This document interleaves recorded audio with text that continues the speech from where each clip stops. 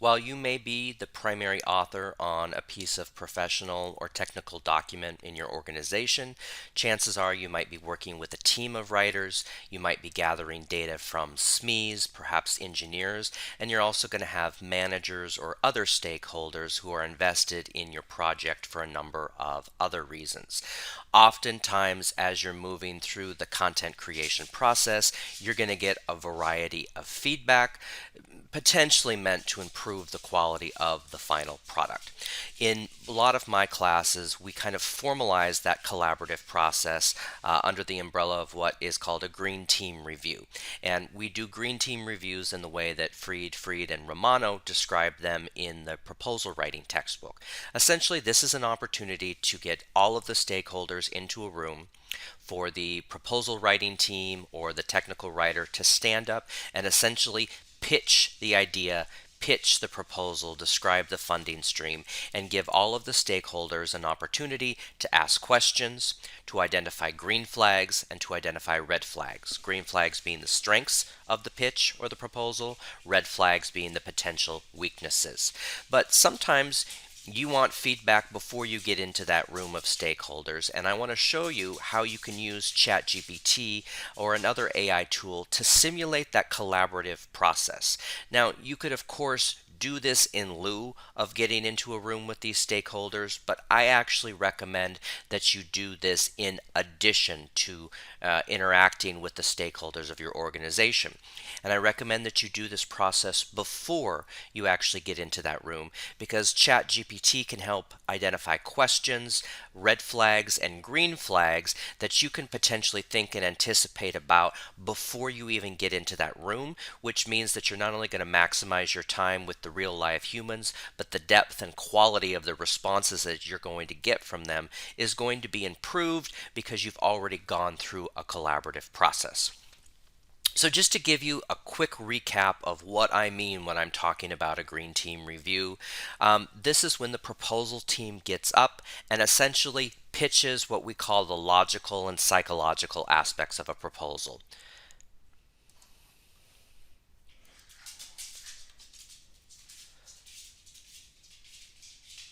The logical and psychological aspects of a proposal. In the instances of the way that I teach it, it is that baseline logic, that fundamental agreement on the question between the author and the reviewer, and those 6 generic slots: situation, objectives, methods, costs, qualifications, etc. After that presentation is done, that opens it up to the stakeholders to be able to ask questions. What did you think about this? Did you anticipate this? Do you think the funder will agree with this? As well as to identify green flags or strengths of the pitch, and red flags, which could be potential weaknesses. You deal with strengths and weaknesses differently depending on the revision process. Obviously, you want to strengthen the strengths and potentially turn them into themes, and you either want to minimize or completely eliminate the weaknesses, but that's for a different lesson and a different unit. After that, you as the proposal writer can go back, look at the feedback, reflect on it, and use that to revise a much more powerful and persuasive grant. So again, don't worry so much about the timing that's on this slide. I want to just reiterate the process and the objective of each one of these individual steps. The first thing that I want to do when I get into ChatGPT is I first want to confirm that it even knows what I'm talking about when I say the word or the term green team review.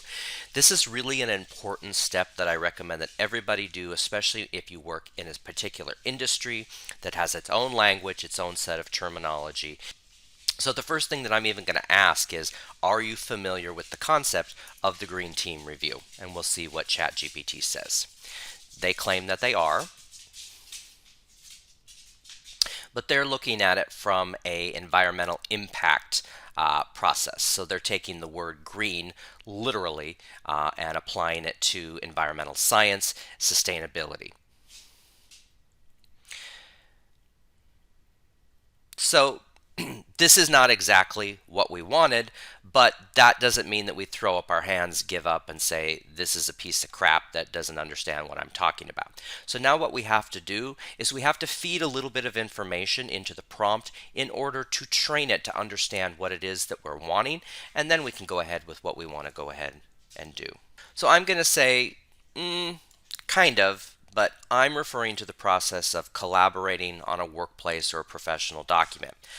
I'm a proposal writer, and I'd like to simulate a green team review with you acting as my colleagues. In creating a proposal, you increase your odds of winning if you determine your strengths and your weaknesses, and then determine and implement actions that leverage the former and eliminate the latter. That last part coming directly from the Fried, and Romano textbook. So let's see. ChatGPT says, I see. Workplace collaboration. So what you're going to see is they're going to parrot back a lot of what you said. That actually is a good sign because it's beginning to compute what it is that you've said. And then it goes and talks as a colleague. I'd be happy to act and provide you feedback on the proposal. And it's now prompting me with questions. Could you provide some additional information about the proposal, such as the focus of the subject matter, any specific areas you'd like me to focus on in the review? And that way I can better tailor my feedback to your needs. So you can see doing a little bit of prompting, and you will have to experiment with this, especially as the technology evolves, can get you closer to the results that you're looking for. So now that we've told ChatGPT what we want it to do, we want it to simulate a colleague as being a green team reviewer, we're going to work on entering our prompt.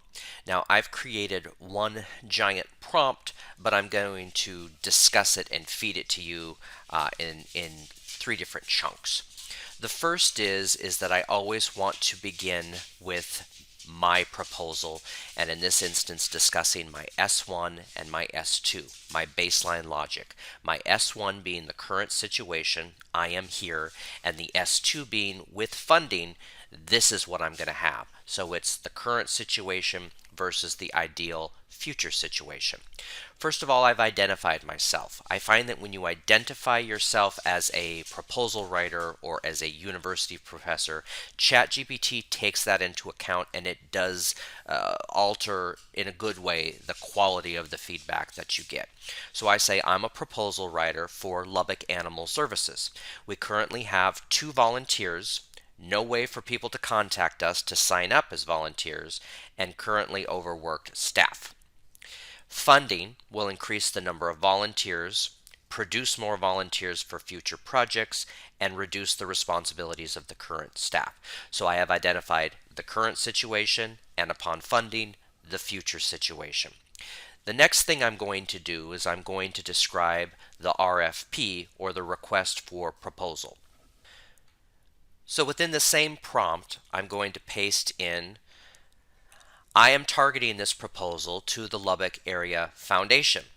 The funding priorities of this foundation are, and I have essentially taken the RFP and I have summarized what it's looking for: impact, innovation, leverage, management, and non-duplication, and given a little bit of information about each one of those things.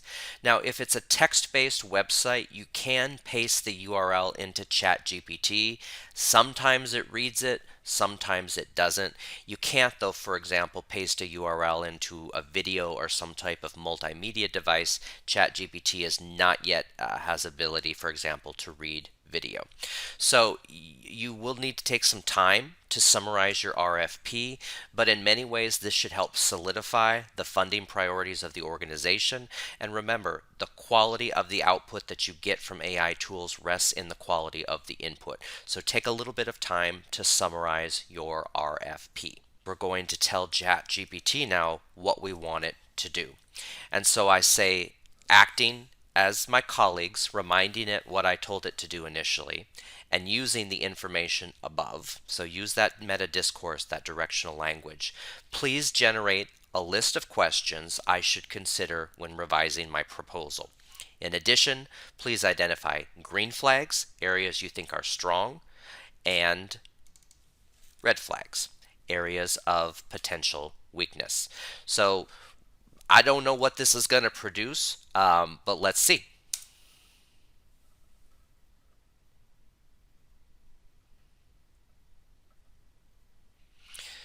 So it has retained that it wants questions, green flags, and red flags, and you can see that it is now presenting those things in the order that I have given it. So it says, have you clearly outlined the need for increased funding for Lubbock Animal Services? Have you demonstrated how the funding will help address the issues of overworked staff and the lack of volunteer program? And you can see that it's generated 5 different questions for me. Now it's moving into the green flags. Those are going to be the strengths.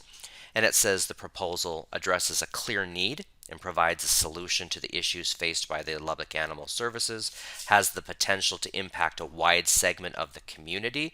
If you go back and look at the RFP, that was one of the criterion. So again, take the time to type some of that additional information in there. And here's also some red flags. The proposal may not provide clear enough demonstration of how the project will impact a wide segment of the community. So, we might want to think about population numbers. We might want to think of reach. We might want to think of visual graphics that we could provide in the proposal that maybe show the area or the coverage. Again, ChatGPT is not going to give you the answers. What it's going to give you are things that a well-informed colleague who's at least listened to your pitch is going to potentially ask.